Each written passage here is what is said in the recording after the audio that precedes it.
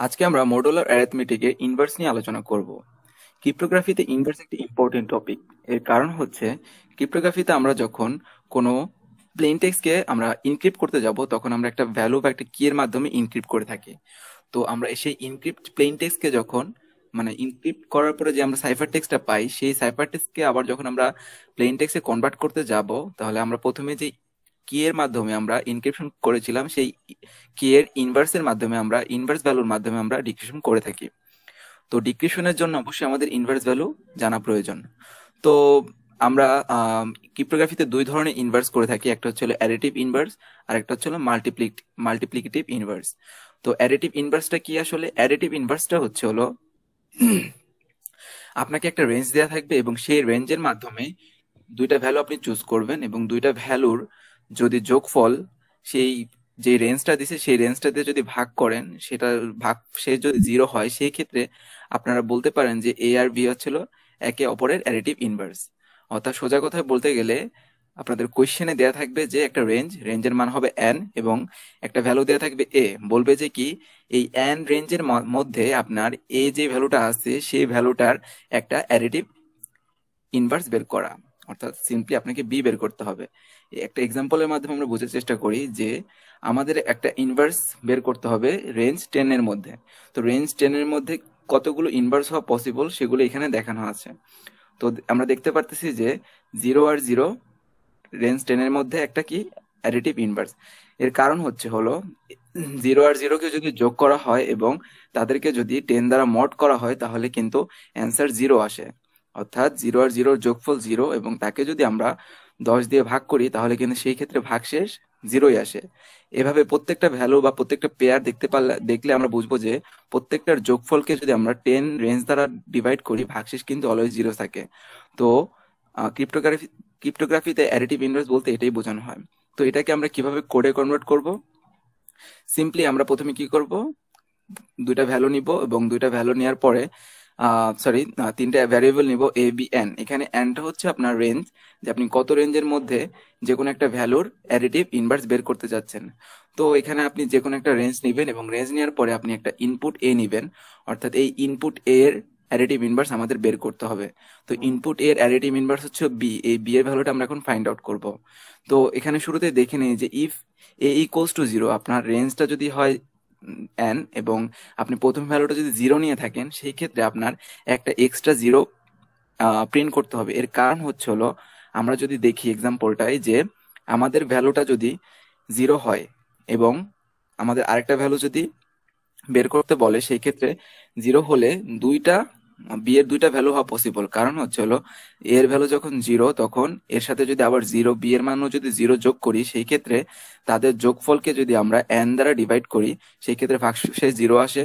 তো এই জন্য আমরা এক্সট্রা করে একটা 0 প্রিন্ট করি। এছাড়াও আমাদের যখন 0 হবে এর মান, তখন আমাদের ভ্যালুটা যদি বি এর মানটা যদি 10 হয়, সেই ক্ষেত্রে আমরা কিন্তু আবার টোটাল যোগফলটা কত পাবো? টোটাল যোগফলটা আমরা 10 পাবো এবং এই 10 কে যদি আমরা রেঞ্জ 10 দ্বারা ডিভাইড করি, এবং সেই ক্ষেত্রেও কিন্তু আমরা ভাগশেষ 0ই পাচ্ছি। তো সেই ক্ষেত্রে আমরা বলতে পারি এর ভ্যালু যদি 0 হয়, সেই ক্ষেত্রে এর দুইটা ইনভার্স অ্যাডিটিভ ইনভার্স পসিবল এবং সেই দুইটা অ্যাডিটিভ ইনভার্স হচ্ছিল 0 এবং 10। তো এটার এটার কারণে আমরা এখানে কি করলাম যে যখনই এর ভ্যালুটা 0 হবে তখন একটা 0 প্রিন্ট করো। এবং আমাদের যেহেতু এখন আরেকটা ভ্যালু হওয়া পসিবল যদি এর মান 0 হয়, আর এর মান যদি 0 না হয়, সেই ক্ষেত্রে কি হবে? সেই ক্ষেত্রে ভ্যালু কিন্তু আপনার আলাদা আলাদা হবে। অর্থাৎ আপনি যখন এর ভ্যালু 1 নিবেন, সেই ক্ষেত্রে আপনার কিন্তু বি এর ভ্যালু 9 হতে হবে, কারণ এখানে আপনি রেঞ্জ 10 নিয়েছেন। তো এই রেঞ্জ 10 করতে গেলে আমাদের রেঞ্জের মাধ্যমে দুইটা ভ্যালু 1 আর 9 যদি আমরা যোগ করি, তাহলে অ্যান্সার আসে 10 এবং এই 10 কে যদি আমরা রেঞ্জ দ্বারা ডিভাইড করি, সেই ক্ষেত্রে কিন্তু ভাগশেষ 0 আসে এবং প্রত্যেকটা ক্ষেত্রে তাই। তো এটা আমরা কোডে কিভাবে ইমপ্লিমেন্ট করব? কোডে জাস্ট আমরা কি করব, বি এর মানটা হবে কি রেঞ্জ মাইনাস এ করলে কি হবে, যেমন আমরা যদি রেঞ্জ 10 নিয়ে থাকি এবং 10 নেওয়ার পরে আমরা আমাদের ভ্যালুটাকে যদি রেঞ্জ থেকে বাদ দিয়ে দিই, অটোমেটিক্যালি আমরা কিন্তু বি এর ভ্যালুটা পেয়ে যাচ্ছি। অর্থাৎ আপনার ভ্যালুটা যদি হয় এন এর ভ্যালুটা যদি হয় 10 এবং সেখান থেকে যদি আমরা মাইনাস করি, যে আমি একটা ভ্যালু নিলাম কত, এখান থেকে 1 নিলাম, সিম্পলি 1 নিলে আপনার অ্যান্সারটা কিন্তু হবে কত? অ্যান্সারটা হবে 9। ওকে, অ্যান্সারটা কিন্তু 9, তার মানে বি এর ভ্যালু কত হবে? 9। তো বি এর ভ্যালুটা যে 9, তো আপনার এ এর ভ্যালু কত ছিল? আপনার এ এর ভ্যালু ছিল 1। এখন 1 আর 9 যদি আমি যোগ করি এবং যোগ করার পরে এই যে দেখেন এখানে আমি যে চেকিং অপশনটা রাখছি সেটা দ্বারা দেখাচ্ছে যে কি যে তাদের ভাগশেষ 0। তো এখন যেহেতু এ এর ভ্যালু হচ্ছে 1 এবং বি এর ভ্যালু হচ্ছিল 9, তো 1 আর 9 যদি যোগ করি সেই ক্ষেত্রে আপনার অ্যান্সার আসে 10, এবং তাকে যদি আমরা রেঞ্জ 10 দ্বারা ডিভাইড করি ভাগশেষ কিন্তু আমরা 0 পাচ্ছি, এবং সেই ক্ষেত্রে আমাদের চেকিং কমপ্লিট, অর্থাৎ আমরা বলতে পারি যে এ আর বি একে অপরের অ্যাডিটিভ ইনভার্স।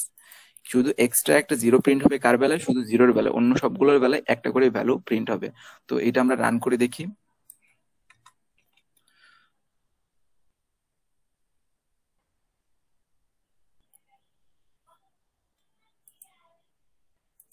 তো আমাদের সিম্পলি এখন রেঞ্জ নিতে হবে। তো আমরা একটা রেঞ্জ নিলাম, রেঞ্জটা নিলাম আমরা 10। 10 নেওয়ার পরে বলতেছে আপনি যেই ভ্যালুটার অ্যাডিটিভ ইনভার্স বের করতে চান সেটা দিতে। তো আমি 0 দিয়ে শুরু করি। 0 দিলে আমরা জানি কি দুইটা ভ্যালু দেখাবে। হ্যাঁ, আমাদের 0-র অ্যাডিটিভ ইনভার্স কে কে হবে? সেটা হচ্ছিল 0 এবং 10 হবে, এবং চেকিং কমপ্লিট দ্বারা প্রকাশ করা, কমপ্লিট দ্বারা কি বোঝানো হচ্ছে যে যে এ বা বি যেটাই আমরা যোগ করি না কেন সেটা কি হবে? অলওয়েজ, সরি, এ আর বি এর যোগফলকে অলওয়েজ যদি রেঞ্জ দ্বারা ডিভাইড করি সেই ক্ষেত্রে ভাগশেষ অলওয়েজ 0 হবে, এবং যদি এটা সত্য হয় সেই ক্ষেত্রে কিন্তু চেকিং কমপ্লিট লেখাটা শো করবে। তো আমরা আরেকটা ভ্যালু নিয়ে দেখি সেটা।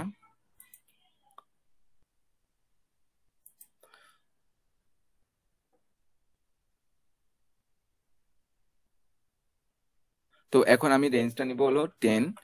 10 নেওয়ার পরে আমি এ এর ভ্যালু নিলাম 1, তাহলে অবশ্যই কি বি এর ভ্যালু 9 দেখানোর কথা, কারণ 9 আর 1 এর যোগফলে 10 হবে, এবং 10 কে যদি 10 দ্বারা ডিভাইড করি সেই ক্ষেত্রে কিন্তু আমাদের ভাগশেষ 0 দেখাবে। তো এখানে কিন্তু আবারও চেকিং কমপ্লিট দেখাচ্ছে, তার মানে কি কন্ডিশনটা ট্রু হয়েছে, এবং 1 এর অ্যাডিটিভ ইনভার্স হচ্ছে 9। তো এই ছিল অ্যাডিটিভ ইনভার্স। তো এখন আমরা দেখি যে মাল্টিপ্লিকেটিভ ইনভার্স কি। এটা মোস্ট ইম্পর্টেন্ট টপিক, কারণ হচ্ছে হলো আমরা যখন মাল্টিপ্লিকেটিভ সাইফার যখন আমরা করব তখন মাল্টিপ্লিকেটিভ সাইফার জন্য আমরা যে ইনক্রিপশনটা করি যেই ভ্যালুটার মাধ্যমে বা যেই কিটার মাধ্যমে, সেই কিটার মাধ্যমে ইনক্রিপশন করার পরে ডিক্রিপশন করার ক্ষেত্রে আমাদের যেই কিটা আমরা নিয়েছিলাম সেই কিটার ইনভার্স দিয়ে কিন্তু ডিক্রিপ্ট করতে হয়। নাহলে কিন্তু আমরা যদি ইনভার্স করতে না পারি, মাল্টিপ্লিকেটিভ ইনভার্স করতে না পারি, সেই ক্ষেত্রে কিন্তু আমরা ইনক্রিপ্ট করতে পারবো কিন্তু ডিক্রিপ্ট করতে পারবো না। তো মডুলার অ্যারিথমেটিকে মাল্টিপ্লিকেটিভ ইনভার্স কি আসলে? মডুলার অ্যারিথমেটিক মাল্টিপ্লিকেটিভ ইনভার্স হচ্ছিল আপনি যে কোনো একটা ভ্যালু নেবেন এবং সেই ভ্যালুটার ইনভার্সটা এমন হতে হবে যাতে করে তাদের গুণফলকে যদি আমি রেঞ্জ দ্বারা ডিভাইড করি সেই ক্ষেত্রে আমার ভাগশেষ কিন্তু 1 দেখাতে হবে। অর্থাৎ এখানে যদি এক্সাম্পলটা দেখেন যে আমি যদি রেঞ্জ 10 নিয়ে থাকি এবং রেঞ্জ 10 এর মধ্যে আমি যদি একটা ভ্যালু যদি আমি ভ্যালুটা যদি আমি 7 নিই, তাহলে সেটা মাল্টিপ্লিকেটিভ ইনভার্স এমন হতে হবে যাতে করে 7 আর বি এর যে ভ্যালুটা আমরা পাবো সেই ভ্যালুটার গুণফল কে যদি আমরা রেঞ্জ দ্বারা ডিভাইড করি সেই ক্ষেত্রে আমার ভাগশেষ 1 দেখাবে। কিন্তু এখানে একটা ইম্পর্টেন্ট টপিক হচ্ছে হলো একটা ভ্যালুর, একটা রেঞ্জের মধ্যে একটা ভ্যালুর additive inverse, sorry, multiplicative inverse তখনই পসিবল যখন যে রেঞ্জটা আপনি নিয়েছেন এবং যেই ভ্যালুটার আপনি মাল্টিপ্লিকেটিভ ইনভার্স বের করতে যাচ্ছেন তাদের জিসিডি অবশ্যই কি অলওয়েজ 1 হতে হবে। যদি রেঞ্জ এবং যে ভ্যালুটা আপনি নিয়েছেন সেই ভ্যালুটার জিসিডি যদি 1 না হয় সেই ক্ষেত্রে আপনি ওই যে ভ্যালুটা 8 নিয়েছেন সেই 8 এর কখনোই মাল্টিপ্লিকেটিভ ইনভার্স পাওয়া পসিবল না। তাহলে আমাদের কোডে ইমপ্লিমেন্ট করার আগে সবার আগে চেক করে নিতে হবে আপনার রেঞ্জ এবং আপনার যে ভ্যালুটা আপনি নিয়েছেন বা যে ভ্যালুটার আপনি মাল্টিপ্লিকেটিভ ইনভার্স বের করতে চান তার জিসিডি কি, তাদের দুজনের জিসিডি কি 1 কিনা। জিসিডি যদি 1 না হয় তাহলে সিম্পলি প্রিন্ট করতে হবে যে না, 8 এর মাল্টিপ্লিকেটিভ ইনভার্স পসিবল না। তো এখন এটা আমরা কোডে চলে যাই, বা আচ্ছা, কোডে যাওয়ার আগে একটা এক্সাম্পল দেখে যাই। যে আমি রেঞ্জ 10 নিয়েছি এবং রেঞ্জ 10 এর মধ্যে আমাকে বলতেছে যে কি রেঞ্জ 10 এর মধ্যে আপনাকে বলতেছে যে কি 1 এর মাল্টিপ্লিকেটিভ ইনভার্স কত। 1 এর মাল্টিপ্লিকেটিভ ইনভার্স এখানে অ্যান্সার হচ্ছে হলো 1ই আসবে। এর কারণ হচ্ছে হলো ফার্স্ট অফ অল 10 আর 1 এর জিসিডি তো 1, এবং এটা যখন ট্রু হয় তারপর আমরা চেকিং করি যে আমি যে ভ্যালুটা বি এর পাবো সেই বা ইনভার্স ভ্যালুটা পাবো সেই দুটার গুণফল কি। গুণফলকে যদি আমরা রেঞ্জ দ্বারা ডিভাইড করি সেক্ষেত্রে কি ভাগশেষ 1 পাচ্ছি? হ্যাঁ, এটা কিন্তু পাচ্ছি আমরা। সিমিলার ভাবে এখানে যেমন আমরা রেঞ্জ 10 রেঞ্জ 10 নিয়েছি। রেঞ্জ 10 এর মধ্যে আমরা দেখতেছি যে কি 3 ভ্যালুটার ইনভার্স বের করতে হবে। তো 3 আর 7 কে যদি আমরা গুণ করি তাহলে কত আসে? 21। 21 কে যদি আমরা 10 দ্বারা ডিভাইড করি সেই ক্ষেত্রেও কিন্তু আমরা ভাগশেষ 1 পাচ্ছি। তাহলে আমরা বলতে পারি 3 এর ইনভার্স মাল্টিপ্লিকেটিভ ইনভার্স হচ্ছিল 7। তো এটা আমরা কোডে চলে যাই। কোডে আমরা দেখতে পাবো যে শুরুতে আমরা কি করবো, একটা রেঞ্জ নিয়ে নিব। রেঞ্জটা আমি নিলাম n, এবং তারপর একটা ভ্যালু নিব যার মাল্টিপ্লিকেটিভ ইনভার্স আমরা বের করতে চাই। তো এখানে মাল্টিপ্লিকেটিভ ইনভার্স বের করতে চাই আমরা a এর। আচ্ছা, এবং এখানে আমরা একটা variable c equals to 0 declare করে দিচ্ছি। এটা কেন সেটা একটু পরে বলতেছি। কারণ হলো যখন আমরা c এর ভ্যালুটা 0 পাবো তখন আমরা এখানে সিম্পলি প্রিন্ট করে দিব যে মাল্টিপ্লিকেটিভ ইনভার্স এক্সিস্ট করে না, যে ভ্যালুটা আমরা a নিয়েছি। অর্থাৎ এখন আমরা এর একটা ভ্যালু নিলাম, সাপোজ যে কোনো ধরনের ভ্যালু নিলাম, এবং সেটা কি করতে হবে, ফার্স্ট অফ অল আমাদের রেঞ্জের সাথে জিসিডি রেঞ্জ এবং ওই এর ভ্যালুটা জিসিডি কি 1 কিনা সেটা আমাদের আগে চেক করে নিতে হবে। তো সি প্লাস প্লাসে একটা সুবিধা আছে যে কি আমাদের ম্যানুয়ালি জিসিডি বের করার জন্য আলাদা করে প্রোগ্রাম লেখা লাগে না। সি প্লাস প্লাসে একটা লাইব্রেরি ফাংশন আছে, এই যে এটা হচ্ছে লাইব্রেরি ফাংশনটা, যেটার মাধ্যমে আমরা যদি রেঞ্জটা এবং এটাকে পাস করে দেই তাহলে সেটা আমাদের অটোমেটিক্যালি দেখাবে যে দুইটার জিসিডি কত। তো এখানে আমরা এন এবং এর জিসিডি পেয়ে যাব, এবং সেটাকে আগে চেক করব যে ইকুয়ালস টু কি 1 কিনা। যদি বাই চান্স রেঞ্জ এবং আর আমি যে ভ্যালুটার ইনভার্স বের করতে চাচ্ছি তাদের ভ্যালু 1 না হয়, সেই ক্ষেত্রে কিন্তু ভিতরে আর সে ইন্টারই করবে না, যেহেতু ইফের কন্ডিশন ট্রু না। সেই ক্ষেত্রে কি হবে, সি এর মান অলওয়েজ 0 থেকে যাবে। আর সি এর মান আমরা জানি কি 0 থাকা মানে কি, 0 থাকা মানে হচ্ছে মাল্টিপ্লিকেটিভ ইনভার্স এক্সিস্ট করে না, এই কারণে সিটা এক্সট্রা করে নেওয়া।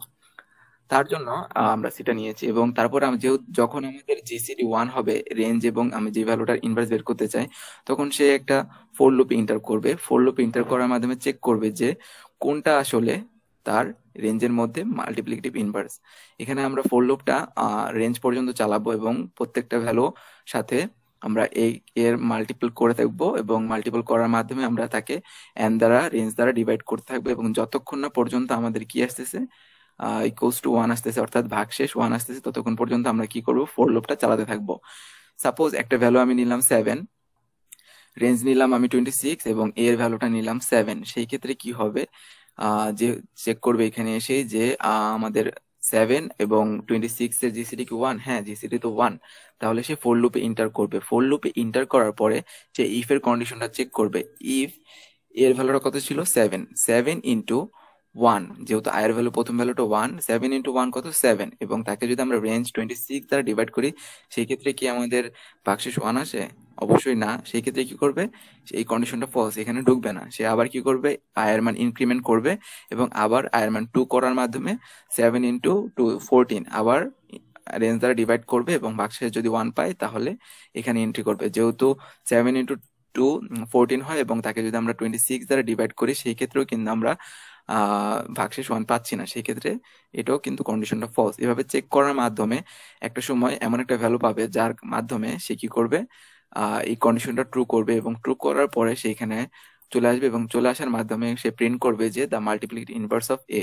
অর্থাৎ আয়ের যে ভ্যালুটার কারণে তাদের দুইজনের গুণফলকে আমরা যদি এন দ্বারা ডিভাইড করি এবং ভাগশেষ 1 পাই, সেই ক্ষেত্রে আয়ের ভ্যালুটাই হবে আমাদের কি, সেই ক্ষেত্রে আমাদের আয়ের ভ্যালুটা হবে এর মাল্টিপ্লিকেটিভ ইনভার্স। এবং যখনই সে প্রিন্ট করবে, প্রিন্ট করার পরই সে সি এর মান 1 বাড়িয়ে দিবে, অর্থাৎ সি এর মান এখন 1। এটা কেন করলাম, কারণ হলো যখন আমাদের সি এর ভ্যালু 1 হয়ে যাবে তখন এই কন্ডিশনটা কিন্তু ফলস, তখন সে আর এটা প্রিন্ট করবে না, কারণ এখন তো এর একটা মাল্টিপ্লিকেটিভ ইনভার্স পাওয়া পসিবল, বা আমরা পেয়ে গিয়েছি। এবং সাথে সাথে কি করবে, সে ব্রেক করে দিবে যে না, আমি তো পেয়ে গেছি, এখন আর আমার এক্সট্রা করে এন রেঞ্জ পর্যন্ত আর ফোর লুপটা চালাতে হবে না। তো এটা আমি এখন জাস্ট রান করি।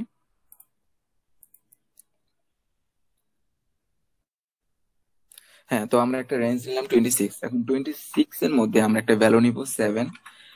এখন সে প্রথমে কি চেক করবে যে রেঞ্জ এবং 7 এর জিসিডি কি 1 কিনা। হ্যাঁ, রেঞ্জ এবং 7 এর জিসিডি 1। জিসিডি 1 চেক করার পরে সে ফোর লুপে ইন্টার করবে, এবং ফোর লুপে ইন্টার করার পরে সে 1 থেকে 26 এর মধ্যে যে ভ্যালুটা 7 এর সাথে গুণ করলে তাদের গুণফলকে 26 দ্বারা ডিভাইড করলে ভাগশেষ 1 পাওয়া যায়, সেই ভ্যালুটাকেই প্রিন্ট করবে। তো এখানে সিম্পলি দেখাচ্ছে যে 7 এর মাল্টিপ্লিকেটিভ ইনভার্স হচ্ছে 15। অর্থাৎ 7 আর 15 মাল্টিপ্লাই করলে অ্যান্সার আসে হলো 105, এবং 105 কে যদি 26 দ্বারা ডিভাইড করা হয় সেই ক্ষেত্রে আমাদের কিন্তু ভাগশেষ বা মোট 1 থাকে। তাহলে সেই ক্ষেত্রে কিন্তু আমরা বলতে পারি 7 আর 15 মাল্টিপ্লিকেটিভ ইনভার্স।